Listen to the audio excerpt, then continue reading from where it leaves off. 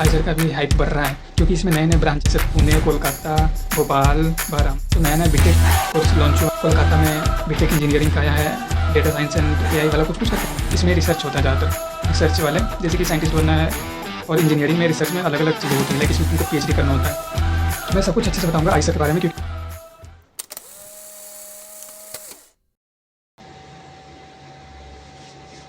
So hello guys, welcome back to my channel.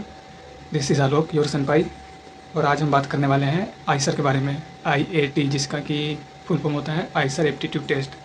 और ये exam देने के बाद ये आजकल बहुत ज़्यादा हाइप में है, क्योंकि अभी देख रहे हैं हम लोग, मतलब कि मैं अभी देखता हूँ यूट्यूब पे तो हर एक बहुत ज़्यादा ट्रेंडिंग चल रहा है टॉपिक।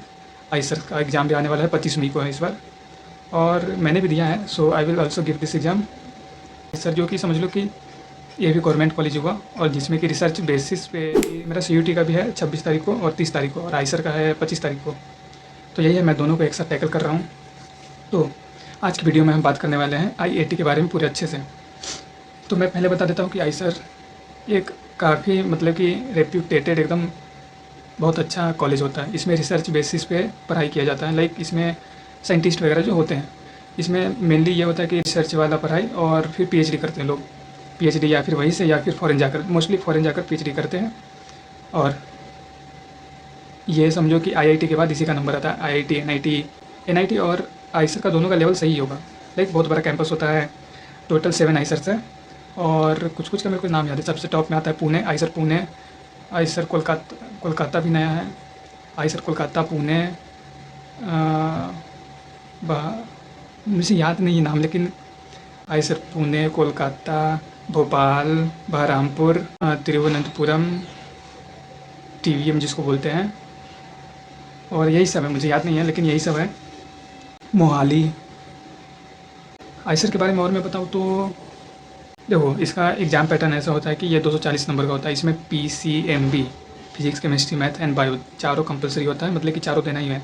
ये नहीं है कि तुम नीट वाले हो, मैथ वाले, लाइक नीट या जेई दोनों वाले दे सकते हैं, लेकिन इसमें दोनों का बायोलॉजी और मैथ भी देना ही होता है, चारों सब्जेक्ट। हर एक सब्जेक्ट में 15 क्वेश्चन आते हैं, और हर एक क्वेश्चन का 4 मार्क्स एंड नेगेटिव में -1, तो टोटल हो जाता है 240 नंबर का।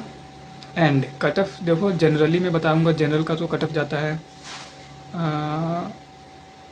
मिनिमम तुमको चाहिए सबसे लोअर, अगर आइसर में जाना है तो कम से कम 240 में से 80 नंबर जनरल के लिए सबसे लो, शायद 80 प्लस ही रहता है। लाइक अगर अच्छे किसी कॉलेज में जाना है तो 100 प्लस, 120, 130, तो इसमें अच्छा खासा मिलता है। और आइसर पुणे के लिए जो सबसे टॉप में है, उसके लिए कम से कम जनरल अगर हो तो उसके लिए 160-70 मतलब कि ऊपर जाता है। आइसर के थ्रू ही आईआईटी मद्रास में बीएस एक होता है ब्रांच कोर्स, उसमें भी जा सकते हैं। IIT Madras and IISc Bangalore दोनों में जा सकते हैं। लेकिन कैसे होता है ये कि इसमें पहले आइसर का एग्ज़ाम देना होता है रजिस्ट्रेशन करके, और उसी के बीच में अभी कुछ दिन पहले आया था आईआईटी मद्रास और आईआईएससी बेंगलोर का, तो दोनों का फॉर्म अलग अलग भी भरना होता है। ये नहीं कि एक ही में हो जाएगा। तुमने आइसर दिया, आइसर के थ्रू उसमें होगा, लेकिन इसमें बीच में ये भी करना होता है कि आईआईटी मद्रास के लिए आपको फिल करना है या नहीं। तो सब में 2-2 रजिस्ट्रेशन करना पड़ता है, दोनों के लिए अलग ही है। साथ आइसर के अलावा इसमें आईएटी के थ्रू ये भी होता है। और ये कुछ दिन पहले ही आया था फॉर्म, तो मैंने भरा नहीं, लेकिन मैं बता दे रहा हूँ ये सब। तो एग्ज़ाम पैटर्न पता चल गया। और लेवल डिफ़िकल्टी में बताऊँ तो डिफ़िकल्टी ज़्यादा देखो, इसमें कॉन्सेप्ट बेस ज़्यादा रहता है, मतलब कि कॉन्सेप्चुअल क्वेश्चंस ज़्यादा आते हैं। लाइक लेंदी होंगे, कैलकुलेटिव होंगे, और नॉर्मल कॉन्सेप्ट ही रहता है, बेसिक्स ही, लेकिन कैलकुलेशन बहुत ज़्यादा लंबा होता है। फिजिक्स थोड़ा टफ आता है, मैथ एंड बायो एवरेज रहते हैं, केमिस्ट्री भी ठीक ठाक रहता है, लेकिन फिजिक्स थोड़ा टफ आता है, मुझे ये पता है बस।